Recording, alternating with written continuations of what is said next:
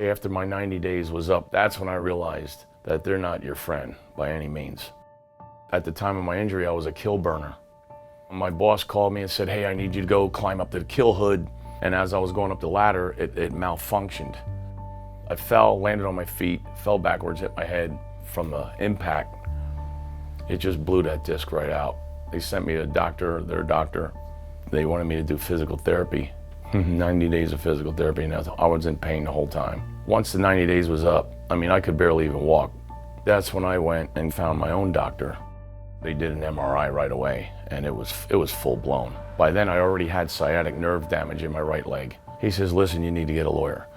So he gives me 2 business cards. One was a lawyer from Philly.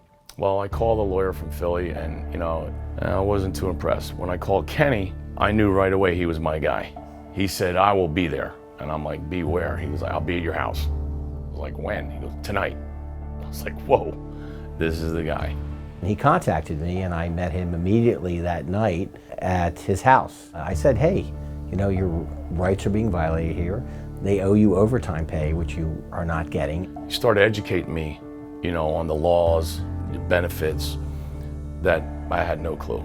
He filed the paperwork, and sure enough, I started getting these checks every week. And then it got to the point where, the company was giving me a hard time. At one point, they even wanted me to resign. And then that's when we figured, look, let's just settle the case. We settled the case, and I actually got to keep my job.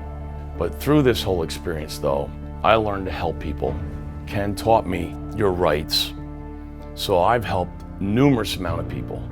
I consider John a friend first and a client second. He's an amazing person. All these guys that he represented for me, he literally would just drive to all their houses. It's amazing. I've never met anybody like that.